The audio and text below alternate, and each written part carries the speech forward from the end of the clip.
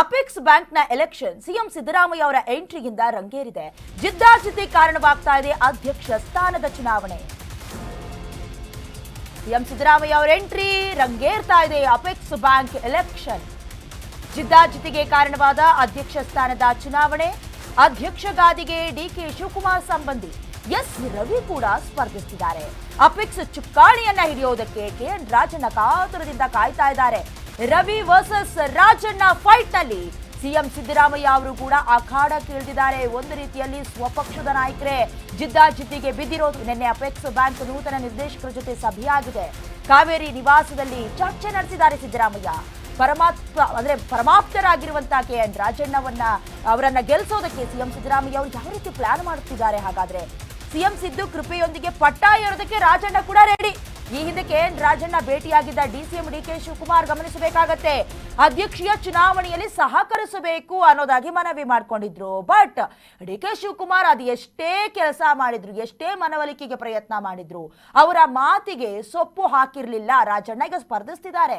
ಇದೀಗ ಆಪ್ತ ರಾಜಣ್ಣ ಅವರನ್ನ ಗೆಲ್ಲಿಸೋದಕ್ಕೂ ಕೂಡ ಟಗರು ನೇರ ಅಖಾಡ ಕೇಳಿದಿದ್ದಾರೆ. ಡಿಕೆ ವರ್ಸಸ್ ಟಗರು ಕಾಳಗದ ಮಧ್ಯೆ ಯಾರ ಕೈ ಮೇಲಾಗತ್ತೆ, ಯಾರು ಅಪೆಕ್ಸ್ ಚುಕ್ಕಾಣಿಯನ್ನ ಹಿಡಿತಾರೆ, ಬಹಳಷ್ಟು ಕೌತುಕ ಕುತೂಹಲ ಕಾರಣವಾಗ್ತಾ ಇರೋದು. ಒಂದು ಕಡೆ DCM DK Shivakumar CM Siddaramaiah ಅವರ ಕುರ್ಚಿ ಕಾದಾಟ, ಅದಕ್ಕೆ ಇನ್ನಷ್ಟು ನಾನಾ ನೀನಾ ಅನ್ನುವಂತಹ ಜಿದ್ದಾಜಿದ್ದಿಗೆ ಇನ್ನಷ್ಟು ಪುಷ್ಟಿ ಕೊಡುತ್ತೆ. ಯಾಕಂತ ಹೇಳಿದ್ರೆ ರಾಜಣ್ಣ ಅವರು ಗೆದ್ರೆ ಒಂದು ಕಡೆ ನಾನೇ ಮೇಲುಗೈಯನ್ನ ಸಾಧಿಸಿಬಿಟ್ಟೆ ಅನ್ನುವಂತಹ ಕ್ರೆಡಿಟ್ ಸಿದ್ದರಾಮಯ್ಯ ಅವ್ರಿಗೆ ಬರುತ್ತೆ. ಅಥವಾ ರವಿ ಅವರೇನಾದ್ರೂ ಗೆದ್ರೆ ಡಿಸಿಎಂ ಡಿಕೆ ಶಿವಕುಮಾರ್ ಅವರನ್ನ ಮೊದಲೇ ಪಕ್ಷವನ್ನ ಸಂಘಟಿಸುವಂತ ಚಾಣಾಕ್ಷತನ ಇದೆ. ಅವರೊಂದು ರೀತಿಯಲ್ಲಿ ಪಕ್ಷವನ್ನ ಬಲವರ್ಧನೆ ಮಾಡೋದಕ್ಕಿರುವಂತಹ ಬಹಳ ಸ್ಟ್ರಾಂಗೆಸ್ಟ್ ನಾಯಕ, ಟ್ರಬಲ್ ಶೂಟರ್ ಅಂತ ಕರೆಸ್ಕೊಳ್ತಾರಲ್ಲ, ಅದು ಇಲ್ಲೂ ಕೂಡ ಪ್ರೂವ್ ಆಗುತ್ತೆ.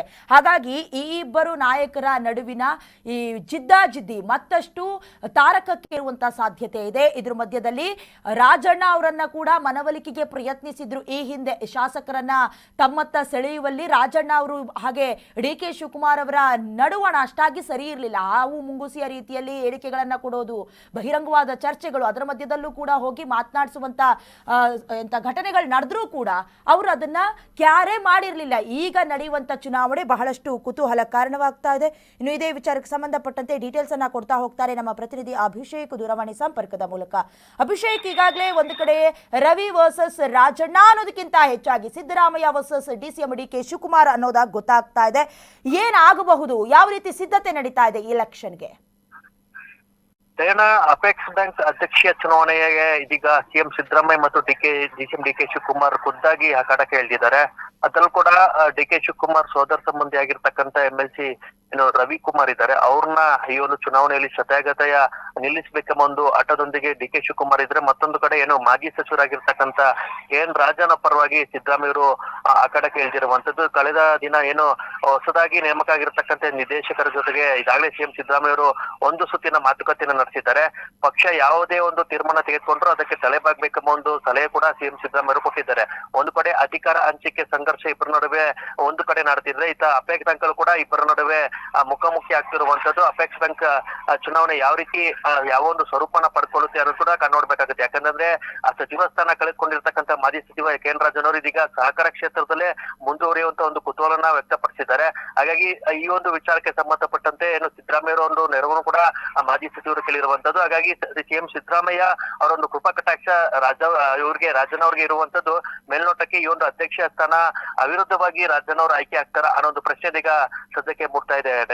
ಥ್ಯಾಂಕ್ ಯು ಅಭಿಷೇಕ್, ನಿಮ್ಮೆಲ್ಲ ಡೀಟೇಲ್ಸ್ಗಾಗಿ. ಈಗಾಗಲೇ ಪಕ್ಷದಿಂದ ಹೈಕಮಾಂಡ್ ಕೆಂಗಣ್ಣಿ ಕಾರಣವಾಗಿ ಉಚ್ಚಾಟನೆಯಾಗಿರೋ ರಾಜಣ್ಣ ಅವರು ಸಹಕಾರಿ ಕ್ಷೇತ್ರದಲ್ಲೇ ಮುಂದುವರಿಬೇಕು ಅಂತ ಕೃಪಾಕಟಾಕ್ಷ ಕೂಡ ಇರೋದು ಸಿದ್ದರಾಮಯ್ಯ ಅವ್ರದ್ದು. ಹಾಗಾಗಿ ಒಂದು ಕಡೆ ಅವಿರೋಧವಾಗಿ ಏನಾದರೂ ನಾಮನಿರ್ದೇಶನ ಆಗ್ತಾರಾ, ಅಥವಾ ಏನಾದರೂ ನಾಮನಿರ್ದೇಶನಗೊಂಡಿರುವಂತಹ ರವಿ ಅವರು ಅವರ ವೋಟ್ನಿಂದ ಅಥವಾ ಈ ಅಧ್ಯಕ್ಷೀಯ ಚುನಾವಣೆಯಿಂದ ಹಿಂಸರಿತಾರಾ ಅನ್ನೋದು. ಬಟ್ ಅದು ಸಾಧ್ಯ ಇಲ್ಲ ಅನ್ಸುತ್ತೆ. ಯಾಕಂದ್ರೆ ಸ್ವತಃ ಡಿಸಿಎಂ ಡಿಕೆ ಶಿವಕುಮಾರ್ ಅವರು ಕೂಡ ಪಾತ್ರ ವಹಿಸ್ತಿದ್ದಾರೆ ಅವರ ಸೋದರ ಸಂಬಂಧಿ ಆಗಿರೋದ್ರಿಂದ. ಸೊ ಹಾಗಾಗಿ ಅಧ್ಯಕ್ಷ ಗಾದಿಗೆ ಡಿಕೆ ಶಿವಕುಮಾರ್ ಅವರ ಪರವಾಗಿ ರಾಜಣ್ಣ ಅವರಿದ್ರೆ, ಅಪೆಕ್ಸ್ ಚುನಾವಣೆಯ ಅಥವಾ ಅಧಿಕಾರದ ಚುಕ್ಕಾಣಿಯನ್ನು ಹಿಡಿಯೋದಕ್ಕೆ ಕೆಎನ್ ರಾಜಣ್ಣ ಅವರು ಕೂಡ ಕಾತುರದಿಂದ ಕಾಯ್ತಾ ಇದ್ದಾರೆ. ಒಂದು ಕಡೆ ಸಿದ್ದರಾಮಯ್ಯನ ಅಥವಾ ಡಿಸಿಎಂ ಡಿಕೆ ಶಿವಕುಮಾರ ಅನ್ನೋದು ಕೂಡ ಅಪೆಕ್ಸ್ ಬ್ಯಾಂಕ್ನ ಎಲೆಕ್ಷನ್ ಇಂದ ಗೊತ್ತಾಗಬೇಕಾಗಿದೆ.